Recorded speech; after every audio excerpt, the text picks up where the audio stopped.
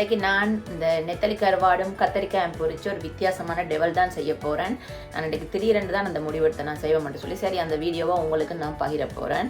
அதுக்கு என்னென்ன பொருட்கள் தேவை என்று சொல்லி வாங்க நான் காட்டுறேன்.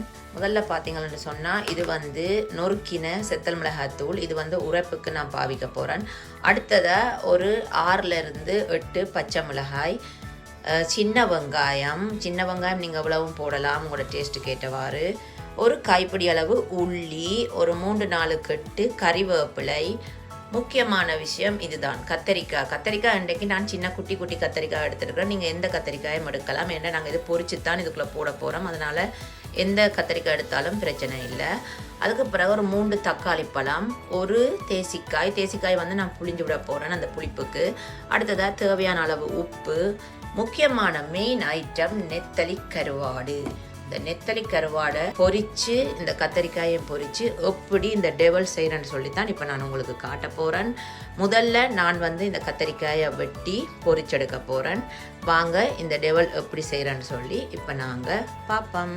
இப்போ நான் இந்த கத்தரிக்காயை நல்லா நீட்டாக வெட்டி வச்சிருக்கிறேன். அதே நேரத்தில் நான் அடுப்பில் ஒரு சட்டியில் எண்ணெயும் கொதிக்க விட்டுருக்கிறேன். இப்போ முதல்ல இந்த எண்ணெய்க்குள்ளே இந்த கத்திரிக்காயை போடுறது முதல் நான் இதுக்குள்ளே வந்து ஒரு கொஞ்சம் உப்பு போட போகிறேன். உப்பு போட்டு பிரட்டி போட்டு தான் பொரிக்க போகிறேன். நீங்கள் கேட்கலாம் ஏன் உப்பு போட்டு பிரட்டுறேன்னு. இந்த கத்திரிக்காய் வந்து உப்பு போட்டு பொரிக்கக்குள்ளே வந்து கெதியண்டு பொரியும். அதே நேரத்தில் இந்த கத்திரிக்காயிலையும் உப்பு சுவை இருக்கும். இப்போ நல்லா உப்பு போட்டு பிரட்டியாச்சு. இப்போ இந்த உப்பு போட்டு பிரட்டின கத்திரிக்காயை நல்லா கொதிச்ச எண்ணெய்க்குள்ளே எடுத்து போட போகிறேன்.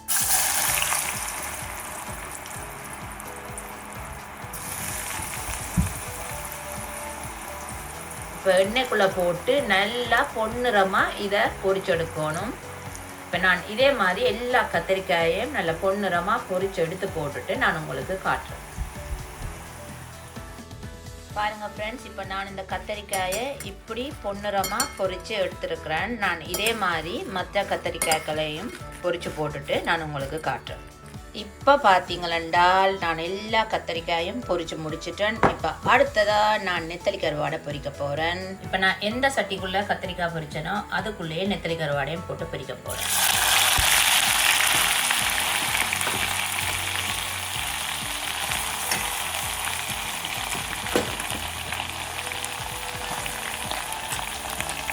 இப்போ பார்த்தீங்கன்னா இந்த நெத்தலி கருவாடு நல்லா பொரிஞ்சிட்டுது. இப்போ நான் இதை வடிச்செடுத்து அப்படியே நேரடியாக கத்திரிக்காய் பொரியலுக்குள்ளே போட போகிறேன்.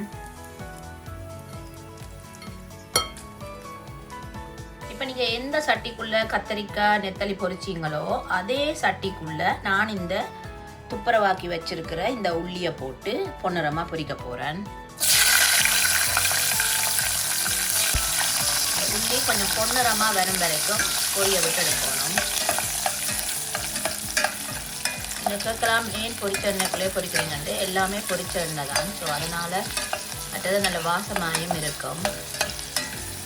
இப்போ இது நல்ல ஒரு பொன்னிறமாக வரும் வரைக்கும் நாங்கள் இதை பொரிச்செடுப்போம். பாருங்கள், இப்போ இந்த உள்ளி நல்ல பொன்னிறமாக பொரிஞ்சிட்டு அதை அப்படியே எடுத்துகிட்டு வந்து நான் இந்த கத்தரிக்காய்க்குள்ளேயே போட போகிறேன்.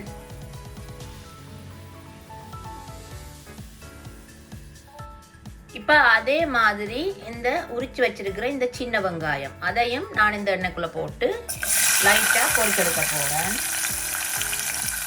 ஒரு அரைப்பதமாக இதை நாங்கள் பொரிச்செடுக்கணும். வெங்காயம் வந்து கொஞ்சம் பச்சை பதமாக இருந்தால் தான் இந்த சாப்பிடும்போது இந்த டெவல் நல்லா இருக்கும். பாருங்க, ஒரு அரைப்பதமாக இந்த வெங்காயம் பொரிச்சிருக்கிறேன். அதையும் நான் நேரடியாக கொண்டு வந்து இந்த கத்திரிக்காய் பொரியலுக்குள்ளே போட போகிறேன்.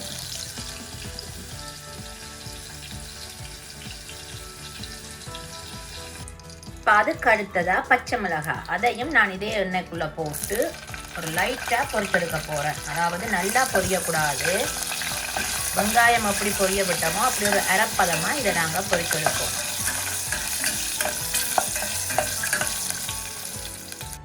பாருங்க, இந்த பதத்துக்கு நான் மிளகாயை பொரிச்சுக்கேன். இப்போ இதையும் நான் இந்த கத்திரிக்காய்க்குள்ளே போட போகிறேன்.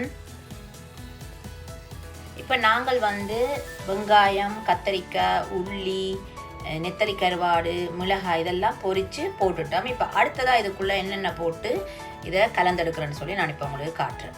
இப்போ இந்த பொரிச்ச மிக்ஸுக்குள்ளே நான் 3 தக்காளி பழம் உங்களுக்கு காட்டினான். அதை நான் நல்லா கத்தரிக்காய் அப்படி நீட்டாக வெட்டினானோ அப்படி நீட்டாக வெட்டி வச்சுருக்கிறேன். அதை நான் இப்போ இதுக்குள்ளே போட போகிறேன். இந்த டெவல் நீங்கள் செய்கிறது சரியான சுலபம். நல்லா குயிக்காக செய்திடலாம். இந்த பொரிக்கிறதுக்கு மட்டும்தான் உங்களுக்கு நேரம் எடுக்குமே ஒழிய மற்றும்படி நீங்கள் இதை குயிக்காக செய்திடலாம். இப்போ எல்லா தக்காளி பழத்தையும் நான் இதுக்குள்ளே போட்டுட்டேன். இப்போ தக்காளி பழத்துக்கு பிறகு அடுத்ததாக நான் எடுத்து வச்சுருக்கேன் நல்ல 4 கட்டு கறிவேப்பிலை. இதையும் நான் இதுக்குள்ளே போட போகிறேன். கறிவேப்பிலையும் போட்டாச்சு. இப்போ அடுத்ததாக இதுக்கு தேவையான அளவு உப்பு நீங்கள் பார்த்து போட்டுக்கொள்ளுங்க. ஏன்னு சொன்னால் நாங்கள் கத்தரிக்காயிலேயும் உப்பு பிரட்டி பொரிச்சினாங்க. அதே நேரத்தில் கருவாட்டிலேயும் உப்பு இருக்கும். அப்போ அதை நீங்கள் செக் பண்ணி பார்த்துட்டு உப்பு கலந்து கொள்ளுங்க. நான் ஒரு கொஞ்சமாக உப்பு போடுறேன். இப்போ உப்பு போட்டாச்சு. அதுக்கு பிறகு இந்த நொறுக்கின செத்தல் மிளகாய் தூள் உங்களோட உரைப்புக்கு தகுந்தவாறு நீங்கள் போடுங்க. இனி கடைசியாக இதுக்கு நாங்கள் தேசிக்காய் விட்டு மிக்ஸ் பண்ணி எடுக்க வேண்டியதுதான்.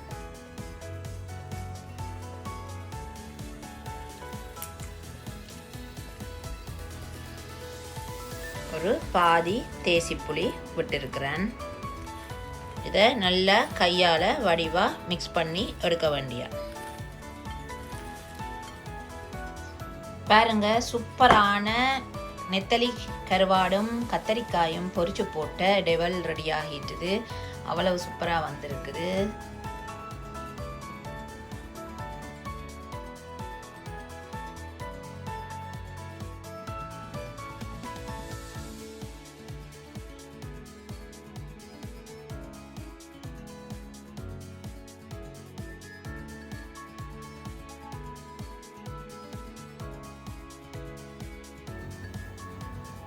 சூப்பரான நெத்தலி கருவாடு பொரிச்சு கத்தரிக்காயம் பொரிச்சு போட்டு செய்த டெவல் ரெடி ஆகிட்டுது. இந்த டெவல் நல்ல ஈஸியாக டேஸ்டியாக நீங்கள் குயிக்காக செய்யலாம். நீங்களும் வீட்டில் இதை செய்து பாருங்கோ.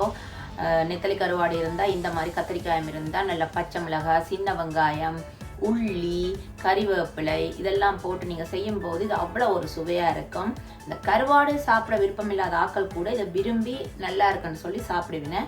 நீங்கள் இதை வீட்டை கட்டாயம் செய்து பார்த்துட்டு எப்படி வந்தேன்னு என்ன செய்யணும் மறக்காம எனக்கு கமெண்ட்டில் சொல்லுங்க.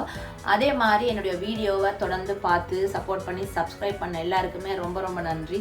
இதே மாதிரி நான் நல்ல ஈஸியான குயிக்கான வீடியோவில் நான் உங்களை சந்திக்கிறேன். நான் இன்றைக்கு இதை போய் நல்ல வடிவாக சோறோட போட்டு சாப்பிட போகிறேன். வேறு என்ன ஃப்ரெண்ட்ஸ், நீங்களும் என்ஜாய் பண்ணுங்கள், வடிவாக சமைச்சு சாப்பிடுங்க. நான் இன்னொரு வித்தியாசமான வீடியோவில் நான் உங்களை சந்திக்கிறேன். அது வரைக்கும் பாய்.